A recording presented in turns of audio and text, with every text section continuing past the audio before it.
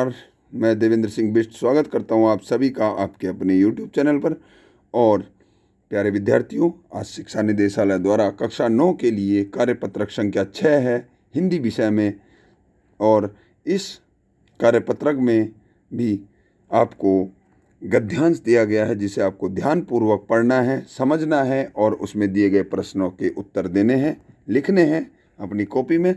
तो सबसे पहले हम इस गद्यांश को पढ़ते हैं, फिर इसके अर्थ को समझते हैं, फिर इसके प्रश्नों के उत्तर देने का प्रयास करते हैं।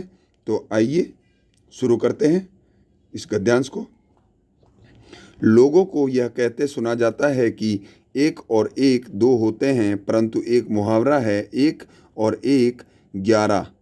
इस कथन का अभिप्राय है कि एकता में शक्ति होती है। जब दो व्यक्ति एक साथ मिलकर प्रयास करते हैं तो उनकी शक्ति कई गुनी हो जाती है। मनुष्य एक सामाजिक प्राणी है। समाज अलग अलग इकाइयों का समूहबद्ध रूप है जिसमें हर इकाई समाज को शक्तिशाली बनाती है। व्यष्टि रूप में एक व्यक्ति का कोई महत्व नहीं, परंतु समष्टि रूप में वह समाज की एक इकाई है। बाढ़ से बचने के लिए जब एक आँखों से दिव्यांग और पैरों से दिव्यांग व्यक्ति में सहयोग हुआ तो आँखों से दिव्यांग को आँखें तथा पैरों से दिव्यांग को टांगें मिल गई और दोनों बच गए। एकता में बड़ी शक्ति है। जो समाज एकता के सूत्र में बंधा नहीं रहता उसका पतन अवश्यंभावी है। भारत की स्वतंत्रता इसी फूट का परिणाम थी। जहां भारतवासियों ने मिलकर आज़ादी के लिए संघर्ष किया तो अंग्रेज़ों को यहां से भागना पड़ा।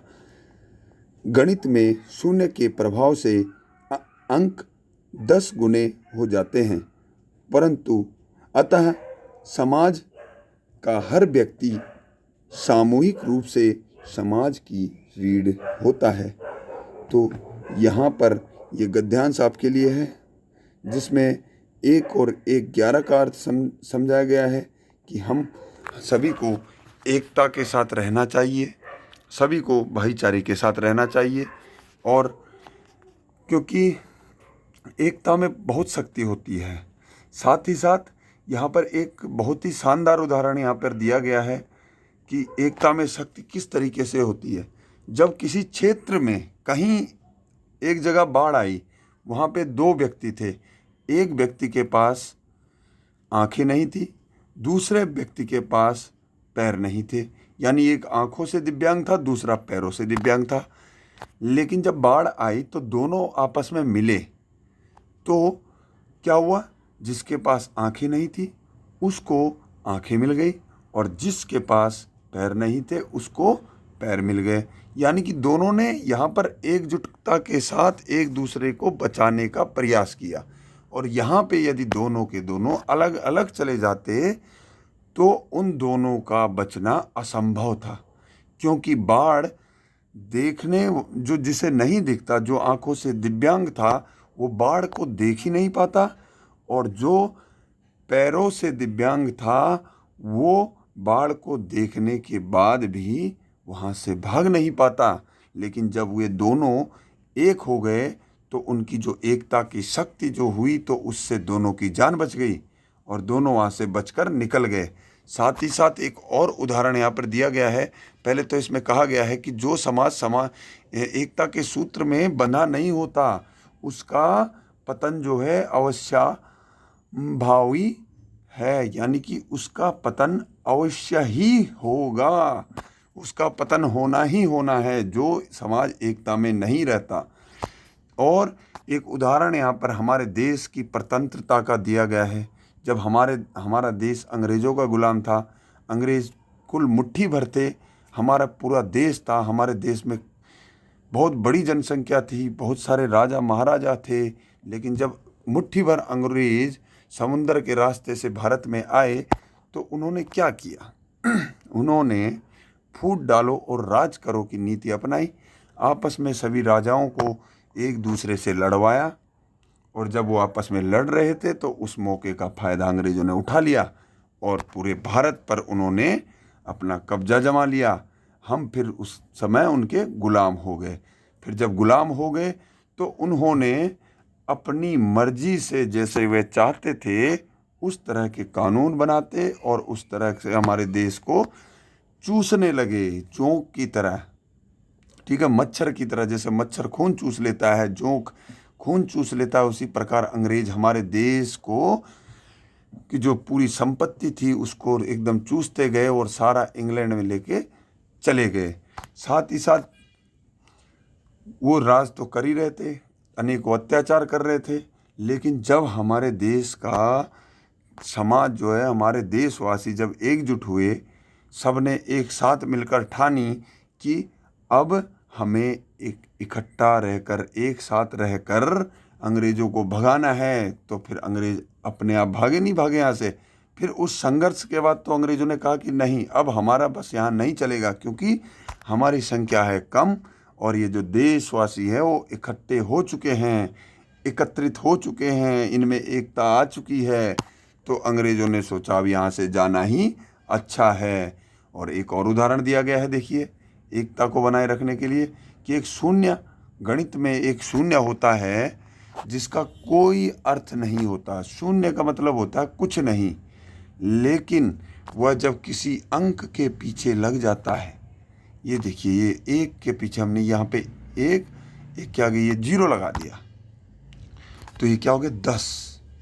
और नहीं तो एक को अलग लिखते तो एक की क्या वैल्यू थी, एक की वैल्यू 1 थी, लेकिन जब यहाँ 0 लग गया तो इसकी वैल्यू होगी 10, यानी कि 10 गुना इसकी वैल्यू हो गई, इसका प्रभाव 10 गुना बढ़ गया।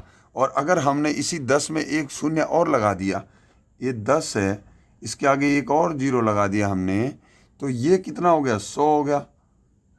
कितना हो गया, 100, और 100 कितना है, 10 का 10 गुना है। ठीक है, तो यही कहना चाहता है यहाँ पे लेखक, और इस में बहुत ही अच्छी सीख दी गई है कि 1 और 1 11 हो सकते हैं, तो हमें एकजुट होकर रहना होगा।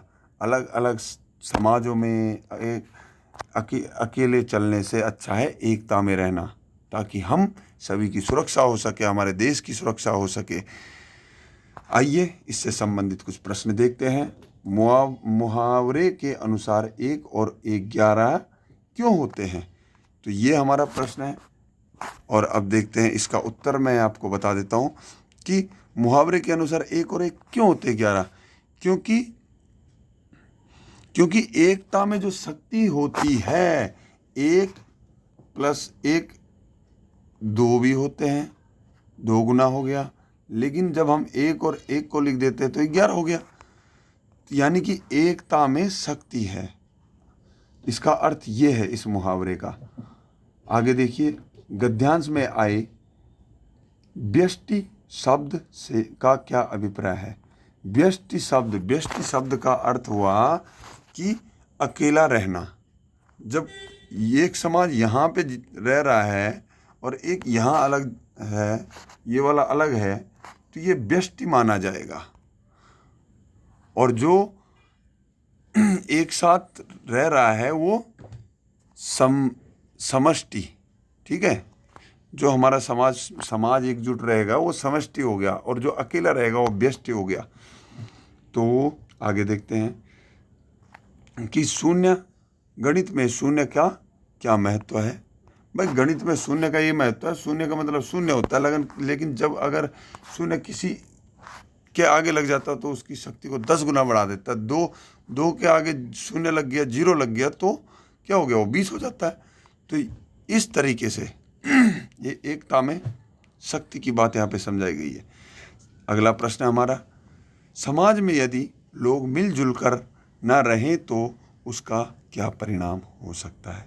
अब ये देखिए, ऊपर मैं यही समझा रहा था कि समाज में अगर एकजुट नहीं रहेंगे तो कोई बाहरी ताकत आप पर हुकूमत करने लगेगी, जैसे कि अंग्रेज़ों ने किया था।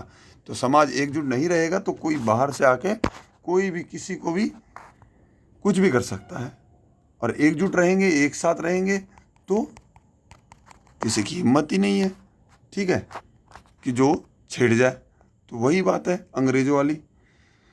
आगे देखिए, 1 और 1 11 इस मुहावरे का वाक्य में प्रयोग करो। अब इसका भी हम इसी से संबंधित बना देते हैं कि जब हमारे देश के लोग 1 और 1 11 हुए तो अंग्रेज हमारे देश को छोड़कर भाग गए। भाई अंग्रेज हमारे देश को छोड़ के कब भागे?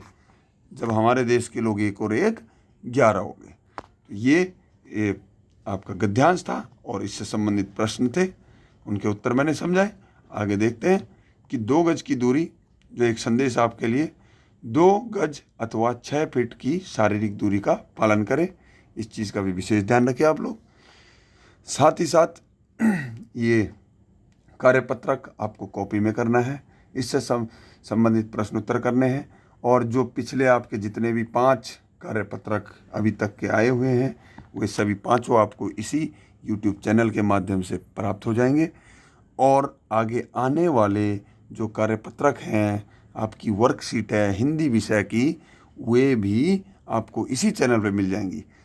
तो इसलिए इस वीडियो को अपने सभी मित्रों के साथ शेयर करें और आपके अपने इस YouTube चैनल को अधिक से अधिक सब्सक्राइब करें और सभी मित्रों से भी कहिए इसको बहुत अधिक संख्या में, ताकि आपको ये वीडियो आसानी से YouTube पे मिल जाए। ठीक है। और एक और आसानी का तरीका ये है कि आप बेल आइकन दबाएं, ताकि कोई भी वीडियो आपकी आती है तो वो आपके लिए नोटिफिकेशन अपने आप आ जाएगा। तो चलिए मिलते हैं अगले वीडियो में, तब तक के लिए नमस्कार, जय हिंद, जय भारत।